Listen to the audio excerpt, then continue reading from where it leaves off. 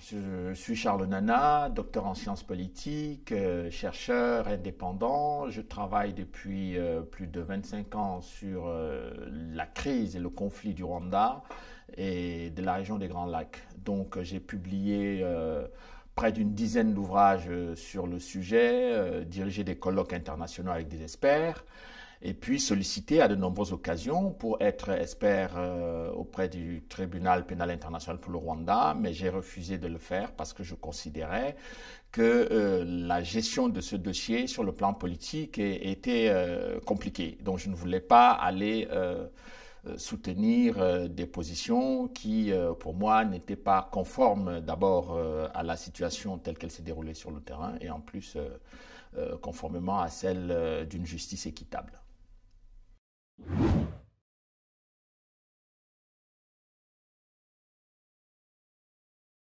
Alors, le rapport du Clerc est un rapport problématique pour moi. Je considère que c'est un rapport politique. Je n'ai rien contre les chercheurs et les historiens qui ont travaillé sur ce rapport. Je crois que ce sont des gens brillants dans leur domaine respectif.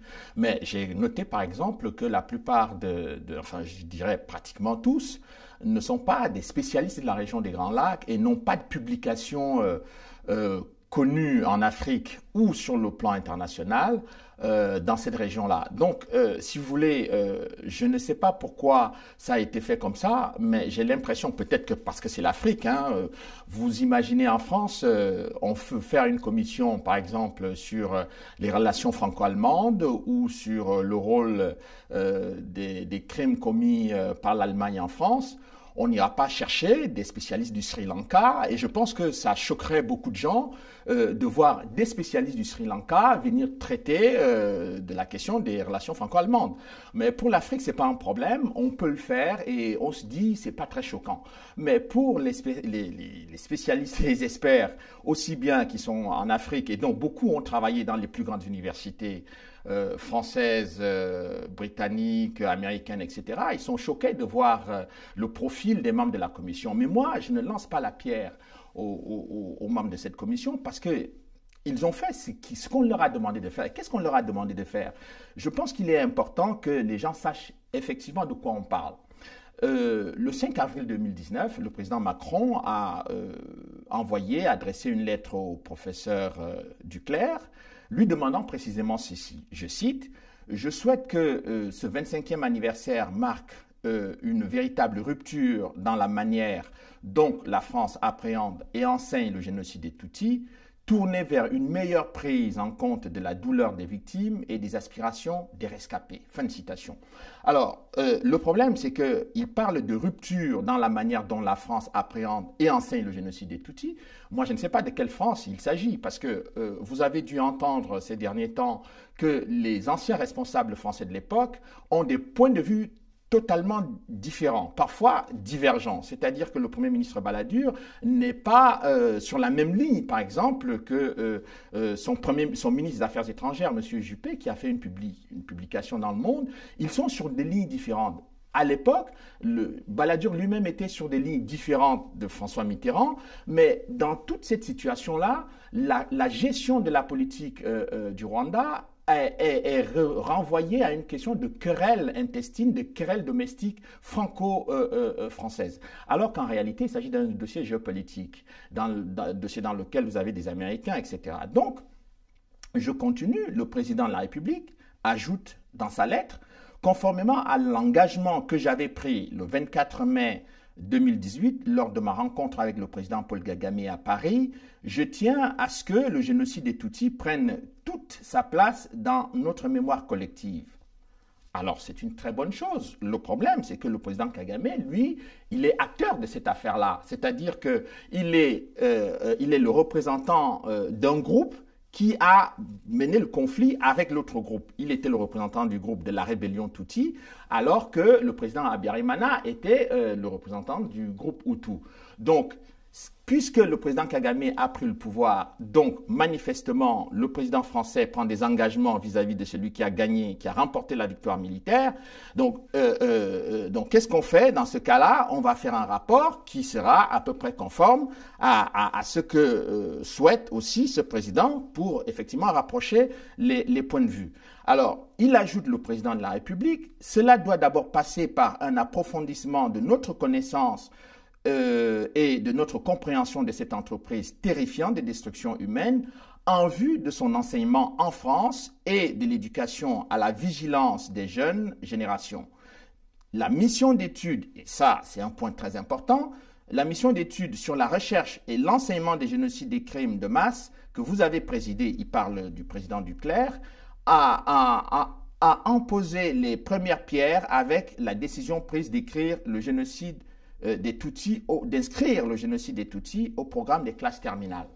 Le problème ici, c'est qu'on va enseigner aux jeunes Français une affaire qui s'est déroulée à plus de 6000 km de la France concernant des Rwandais, Hutus et Tutsis, mais on va faire part l'approche d'une seule catégorie de gens. Donc là encore, ça pose problème parce que pour les Rwandais, si vous avez le souvenir de ce qui était écrit par tous les chercheurs, dans les organisations internationales et bien entendu un certain nombre d'experts à l'époque, y compris dans les dossiers des Nations Unies, on disait que la tragédie du Rwanda est un génocide des Tutsis et des Hutus modérés. Donc aujourd'hui, si on ne veut parler que des Tutsis en laissant de côté les Hutus modérés, au moins les chercheurs doivent nous expliquer pourquoi on laisse de côté les Hutus modérés. Est-ce que les Hutus modérés ne seraient plus concernés par le génocide? Est-ce qu'il s'agit d'une erreur de formulation dès le début? Ou alors, est-ce qu'on considère simplement politiquement que cela est impropre? Alors, le problème, c'est qu'aujourd'hui, ce sont les Tutsis qui sont au pouvoir. Si les Hutus viennent au pouvoir demain, ils vont critiquer la France d'avoir pris parti pour un groupe ethnique. Et je rappelle qu'il y a quand même 3 groupes ethniques au Rwanda. Il y a les Tutsis minoritaires, il y a les Twa ultra-minoritaires, parce qu'avant les événements, ils étaient 1%, donc on ne sait pas s'ils sont aujourd'hui 0,2%, 5%, on n'en sait rien. Et puis il y a les Hutus qui sont majoritaires. Comment vous faites, si vous voulez que ces gens se réconcilient, de prendre parti pour un groupe ou de travailler sur la mémoire d'un groupe, alors qu'on nous dit que toutes les parties ont quand même souffert?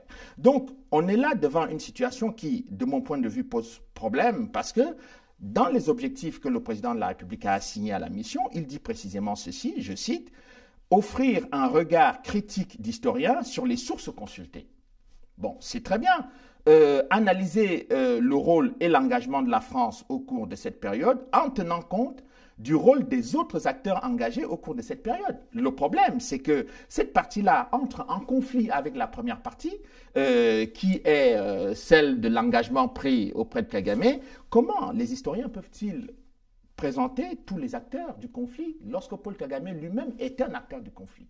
Donc vous voyez que la lettre de mission-là, elle est très difficile à gérer. Il ajoute un autre point de la mission que je trouve aussi très important pour la recherche. Il dit cette mission doit contribuer au renouvellement des analyses historiques sur les causes du génocide des Tutsis. Jusqu'à présent, moi je n'ai pas vu le renouvellement, si vous voulez, des analyses historiques. Bon, on a critiqué par exemple le rôle de la France. Avant, on nous dit oui, la France n'a pas participé, n'est pas impliquée dans le génocide, mais il a commis des fautes graves ou une sorte d'aveuglement. Mais on ne nous dit pas avec précision qu'est-ce que c'est que cet aveuglement. Généralement, l'aveuglement, c'est le François Mitterrand. Bon, moi, je suis un peu surpris parce que quand vous regardez les lettres échangées entre le président Mitterrand et le président Habyarimana, il n'y a à aucun moment un élément qui puisse justifier un aveuglement du président Mitterrand. C'est même d'autant plus curieux qu'à l'époque, tout le monde, même les adversaires de François Mitterrand, il avait tous les défauts sur le plan politique, mais même ses adversaires lui reconnaissaient quand même une certaine intelligence politique. Donc quel est l'intérêt de ce monsieur qui a un cancer de la prostate de se retrouver en 1994 en train de vouloir participer ou encourager à des massacres ethniques au Rwanda? Qu'est-ce que ça lui rapporte sur le plan géopolitique? Qu'est-ce que ça lui rapporte sur le plan diplomatique, sur le plan militaire ou sur même le plan de sa réputation d'homme politique? Donc, si vous voulez, vous avez, quand vous posez des questions rationnelles dans cette affaire-là, vous avez du mal à trouver la cohérence et la logique qui conduit à mener tel ou tel type d'action politique.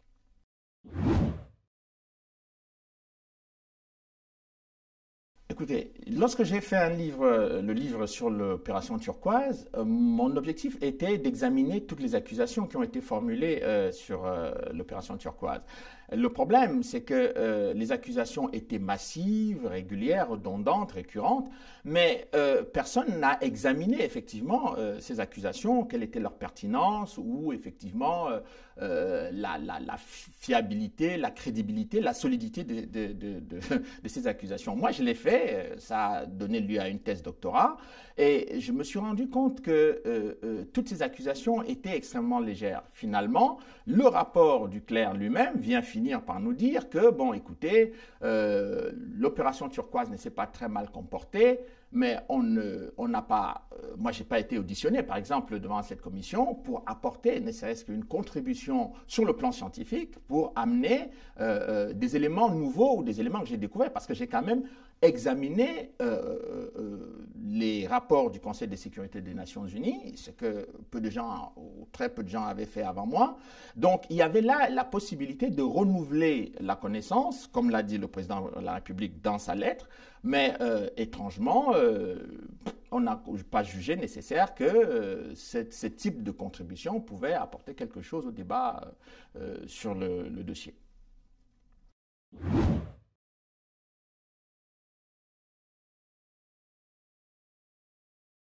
Alors, j'ai rendu hommage à Pierre Péan parce que c'est un combat que nous avons mené ensemble pendant plus de 20 ans, avec des hauts et des bas. Quand c'était très dur pour Pierre Péan, il m'appelait, on échangeait longuement au téléphone. Quand c'était très dur pour moi, je l'appelais, on échangeait. Et donc, on a vécu en quelque sorte ensemble les différentes épreuves que l'on peut vivre dans la solitude du chercheur et de l'écrivain dans ce dossier-là. Et donc, le problème, c'est que ce qu'on dit, on a même accusé Pierre Péan d'être raciste, c'est aujourd'hui on accuse Natacha Polony également à peu près des mêmes choses. Le problème, il est que nos adversaires ou nos contradicteurs ont d'énormes difficultés à accepter un débat contradictoire, calme, serein, d'un niveau élevé pour nous contredire. Alors, ils nous jugent complotistes. Bon, je vais vous dire deux choses. La première chose, c'est que sur l'attentat, parce que Pierre Péan a travaillé comme moi sur l'attentat, on se rend compte, par exemple, que dans une note de la DGSE que j'ai sous les yeux, qui date du 22 septembre 1994, et citée dans le rapport de la commission du clerc, ils mettent en cause, bon, elle évoque les hypothèses sur la responsabilité du président Abiyarimana, la responsabilité de ce qu'ils appellent les extrémistes Hutus du camp Abiyarimana dans l'attentat contre leur chef d'État. Bon, à l'époque, donc je vois une note du ministère de la Coopération que j'ai sous les yeux qui dit « Ce papier qui circule dans le tout Paris est inexact. Comment est-ce que le colonel Sagatois, qui était donc le chef de la garde présidentielle, il aurait donc été tué dans l'avion par sa propre famille, point d'interrogation, et Abiyarimana. C'est-à-dire que les extrémistes Hutus qui considéraient eux-mêmes Abiyarimana comme un des leurs, ils vont décider de tuer Abiyarimana pour que le pouvoir revienne à leurs adversaires politiques. C'est d'une stupidité incroyable. Et on a l'impression que les gens qui rédigent ce genre de rapport n'ont pas de connaissance réelle des enjeux qui se déroulent au Rwanda à ce moment-là. Et ce document est cité dans le rapport du clerc, sans nuance. Et s'il m'avait peut-être interrogé, je serais venu avec la nuance qui a été faite par le conseiller technique du ministère de la Coopération. Donc vous voyez que les accusations contre Péan, contre moi de négationnisme ne servent à rien, d'autant plus que dans le même document, on dit par exemple qu'une personne qui était le responsable du réseau Zéro et notamment le colonel Bagosora sont accusés effectivement d'avoir planifié le génocide. Or, le tribunal pénal international a acquitté, mais totalement ce monsieur de tous les chefs d'accusation en 2009. Et Bagosora lui-même a été acquitté du chef d'accusation de la planification. Mais quand vous êtes chercheur, que vous avez une décision du tribunal pénal international qui arrive, que vous mettez en évidence, et que les auteurs de ce rapport ne reprennent pas, parce qu'ils ne citent pas ce monsieur en disant qu'en 2009, il a été acquitté du chef d'accusation de planification. Mais donc quand vous le dites, on vous accuse de négationniste. Et d'ailleurs, il y a un auteur britannique Barry Collins, qui a travaillé pendant 10 ans au sein du tribunal pénal international, qui a écrit un livre, fait une thèse doctorat intitulée Le mythe de l'Akazu, le mythe des planificateurs du génocide. Mais on le traite de négationniste, simplement parce qu'il a fait un travail scientifique sur le sujet. Donc voilà un peu le type de choses devant lesquelles on est confronté depuis des années en France, et il est difficile d'expliquer aux gens calmement, très calmement, que nous ne nions pas le génocide, nous ne sommes pas là, il faut être stupide pour dire que le génocide n'a pas existé au Rwanda, etc. Mais personne ne le dit. Mais nous disons que les choses ne se sont pas passées comme vous le dites, et prenez en compte l'évolution de l'histoire dans le temps, y compris ce qui est dit devant le tribunal pénal international, pour rendre public et permettre aux gens d'avoir une compréhension claire et large des enjeux.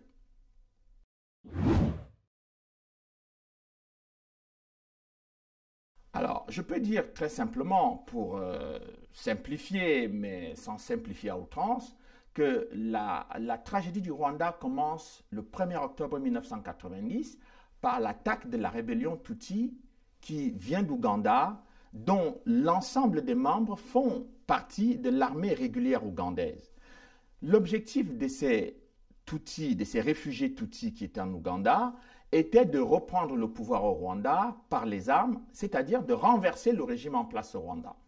Et ce régime en place, qui était un régime majoritairement Hutu, avec à sa tête le président Habyarimana, qui lui-même avait pris le pouvoir en 1973 à la suite d'un coup d'État militaire, considérait que les Tutsis, donc du FPR dirigé par Paul Kagame, considéraient que les Hutus avaient longtemps conservé le pouvoir et qu'il était nécessaire, il était rendu nécessaire pour eux de renverser ce régime. Donc ils font donc cette première attaque le 1er octobre 1990. Et Paul Kagame, qui va prendre la tête de cette rébellion, est en formation aux États-Unis d'Amérique. Il arrive donc soutenu par le Pentagone et la CIA. Il vient donc renverser le président, tenter de renverser le président Habyarimana. Donc le problème, c'est que la France s'interpose, intervient militairement en apportant la logistique, avec le président du Zaïre, le président Mobutu, qui était effectivement au pouvoir dans le pays voisin. Ils sont intervenus pour éviter une effusion de sang dans ce pays-là. Et donc, le Front populaire, le Front patriotique rwandais de Paul Kagame, qui n'a pas accepté cette défaite militaire, s'est réorganisé, si vous voulez, dans le nord du pays. Donc, le pays était à peu près coupé en deux. Toute la partie nord était contrôlée par les rebelles dirigés par Paul Kagame, et la partie sud était contrôlée par le gouvernement dirigé par Habyarimana, qui lui-même était en situation de cohabitation, puisque finalement, à partir de 1992, ce sont suite d'ailleurs aux pressions de la France, de François Mitterrand, qui a permis donc à Habyarimana de sortir de cette situation d'impasse sur le plan militaire, de négocier avec le FPR pour le partage du pouvoir. Donc, l'objectif des accords d'Arusha, ce qu'on appelle les accords d'Arusha qui ont été signés en Tanzanie, était que ces deux groupes, Hutu et Tutsi, qui ont du mal à cohabiter sur le plan politique, finissent par commencer à partager le pouvoir et à le vivre ensemble. Donc tout le monde, la communauté internationale a soutenu cet épisode, et tout le monde croyait que tout allait bien se terminer. Sauf que en 1994, l'avion du président Habyarimana, qui revient d'une réunion en Tanzanie, est abattu par un missile SAM-16 au-dessus de l'aéroport de Kigali. Dans cet avion se trouve le président du Burundi, qui lui aussi est président d'un pays voisin au Rwanda, qui a aussi des Hutus et des Tutsis. Et l'ensemble de l'équipage est quand même français. Donc, cet avion est abattu et personne ne veut enquêter sur cette affaire-là. Donc, voilà, c'est au lendemain de l'attaque contre cet avion, c'est-à-dire le 7 avril 1994, que les massacres vont se déclencher dans tout le pays. Et on va donc avoir l'hécatombe qu'on a eu par la suite.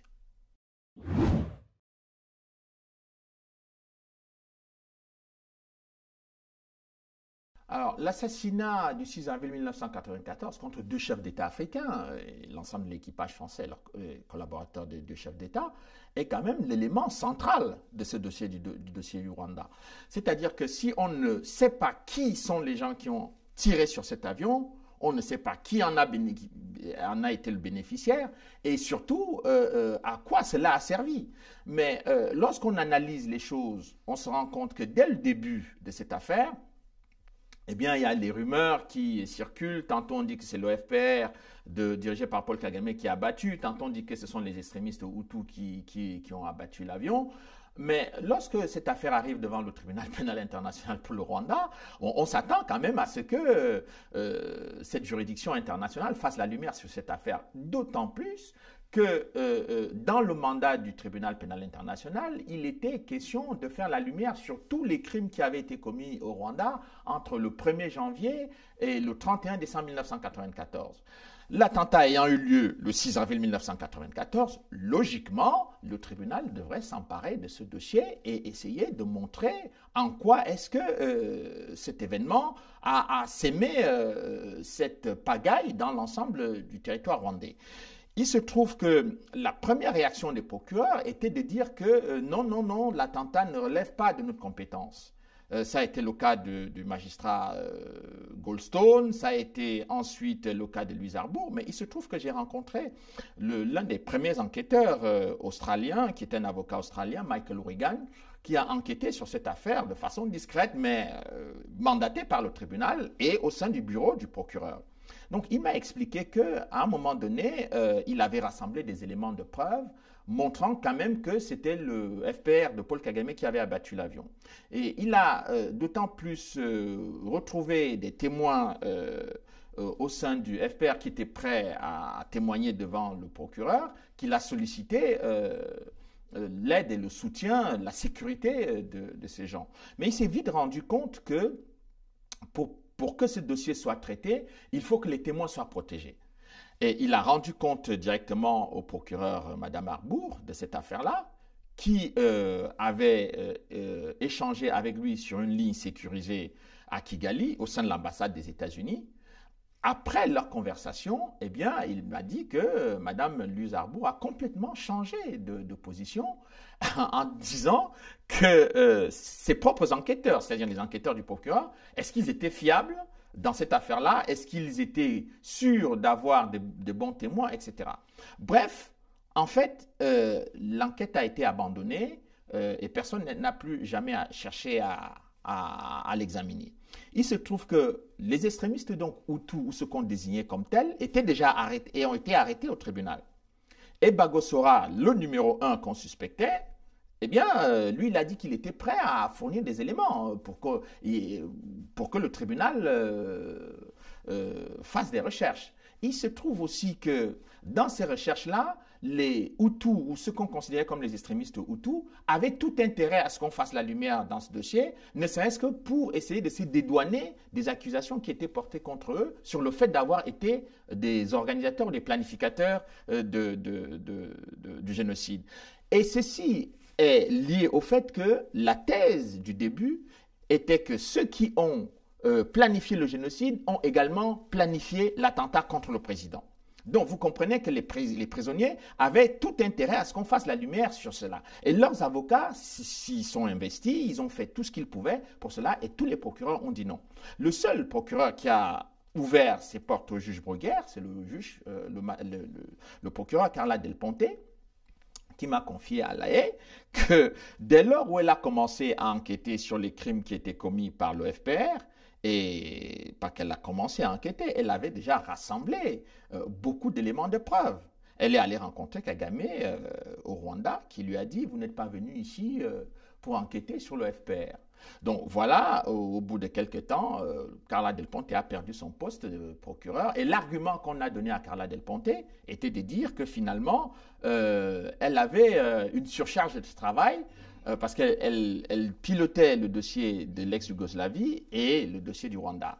Or, au moment où le Conseil de sécurité lui a donné ce mandat, on lui a donné les deux mandats en se disant qu'elle était largement en mesure de faire ce travail. Mais on s'est rendu compte avec le temps que ce dossier était terriblement gênant, il gênait tout le monde et on n'a pas voulu le faire. C'est pour cette raison que moi je suis revenu sur ce dossier-là.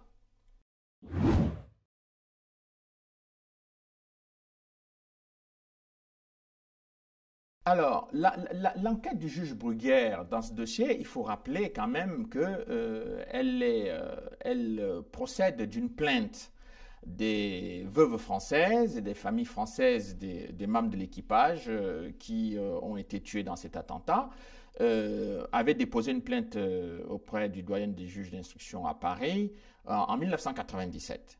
C'est à cette occasion que le juge Bruguière a été saisi. Et c'était le premier juge d'instruction à commencer à travailler sur ce dossier-là. Et au bout de 8 ans, le juge Bruguière est parvenu à une conclusion partielle qui était de dire qu'il y avait 9 suspects contre qui pesaient effectivement de lourds soupçons. Et ces 9 suspects, il a lancé 9 mandats d'arrêt internationaux contre des proches de l'actuel président du Rwanda, Paul Kagame. Et finalement, le juge Trévidic qui a repris le dossier après lui a repris l'enquête quasiment à zéro, il est reparti au Rwanda. Et ces recherches ne vont pas tout à fait dans le sens du travail du juge Bruguière. C'est confirmé par un non-lieu qui a été fait par les juges qui ont succédé aussi à Trévidic, c'est-à-dire Nathalie Poux et le juge Herbeau. Ils arrivent à la conclusion que, eh bien, on ne sait pas.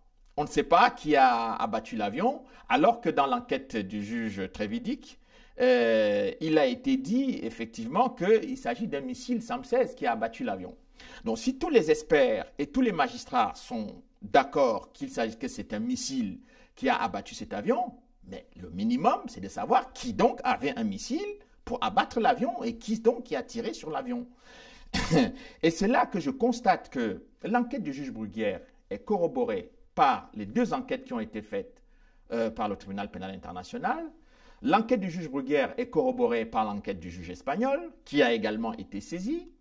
L'enquête du juge Bruguière, enfin un certain nombre d'éléments de l'enquête du juge Bruguière sont corroborés par la toute première enquête qui avait été faite par l'auditorat militaire belge en 1994, mais la seule qui va dans le sens contraire et qui n'est corroborée par aucune autre enquête, c'est l'enquête qui a été faite par le juge Trévidic et par Nathalie Poux et le juge Herbeau.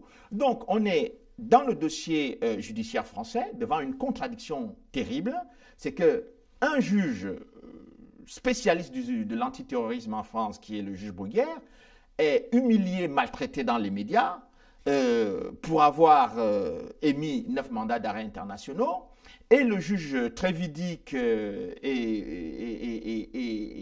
les autres juges qui sont venus derrière sont célébrés, en tout cas le juge Trévidic est célébré dans tous les médias, alors qu'il ne nous dit pas, lui, qui a abattu l'avion. Donc on est devant une situation totalement ubuesque dans laquelle il va falloir quand même qu'on sache quel est le juge qui a réussi son enquête, quel est celui qui a raté. Parce que dans ces 2 positions-là, il y a nécessairement un juge qui s'est trompé ou qui a raté son enquête.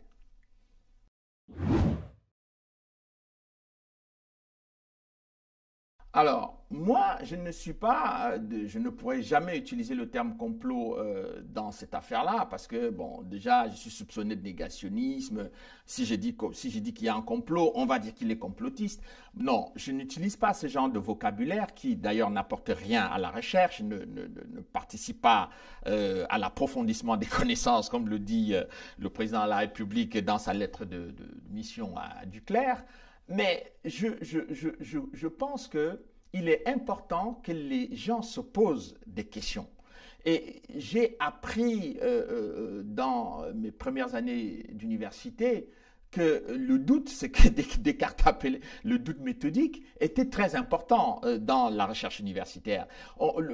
La connaissance, le début de la connaissance, on commence à rentrer dans la connaissance avec le doute. Si on commence par des certitudes, eh bien, je crains qu'on aille complètement dans le mur. Et moi, comme Pierre Péan, on a toujours douté de ce qui se passait, mais pas parce que nous sommes des sceptiques éternels, mais c'est simplement parce que pour mieux comprendre, il faut aussi se débarrasser de ses propres préjugés. Parce que moi, j'ai des préjugés, mes contradicteurs ont des préjugés. Mais donc, ce qui est intéressant dans cet échange-là, c'est la possibilité que chacun se débarrasse un tout petit peu de ses préjugés pour qu'on aille vers la connaissance. Et le blocage dans le dossier du Rwanda, c'est qu'on ne veut pas que les gens débattent de façon calme et sereine pour aller vers cela. Et je constate, je suis obligé de constater, hélas, que les entraves à la justice dans le dossier français ont été nombreux depuis l'arrivée du président Sarkozy. Et depuis l'arrivée surtout de Bernard Kouchner au Quai d'Orsay, donc qui était finalement un proche de Paul Kagame et qui l'a rencontré, il ne s'en cache pas dans ses publications. Et surtout, lorsque, après les mandats d'arrêt du juge Bruguière, on constate que le cabinet de Bernard Kouchner est devenu, je dirais, le lieu où on a préparé la remise en question de l'enquête du juge Bruguière, mais aussi le combat contre les mandats d'arrêt pour faire annuler ces mandats d'arrêt, parce que les membres, les conseillers de Bernard Kouchner l'ont dit. Et Bernard Kouchner lui-même a reconnu que les autorités rwandaises lui avaient demandé de voir ce qui était possible d'être fait dans ce dossier-là. Moi, je ne comprends pas pourquoi les autorités rwandaises peuvent demander ce genre de service au ministre français des Affaires étrangères si les autorités rwandaises n'ont absolument rien à voir avec le dossier de l'attentat. Donc si, comme on l'a dit dans les rapports qu'ils ont publiés qui accusent la France, ils disent que non, c'est une affaire des extrémistes Hutus, mais pourquoi ne pas donner les noms des extrémistes Hutus qui ont abattu l'avion pour que la justice avance et pour qu'on puisse les arrêter? Enfin, il y a quand même 3 Français qui sont morts dans cette affaire. Il y a des veuves françaises, il y a des familles françaises qui ont souffert aussi d'avoir perdu les leurs dans cette affaire-là. Mais qu'est-ce que c'est que ce marchandage qu'on est en train de faire pour des gens qui n'ont absolument rien à se reprocher? Et ça, c'est une question que je pose et à laquelle je demande qu'on nous donne des réponses.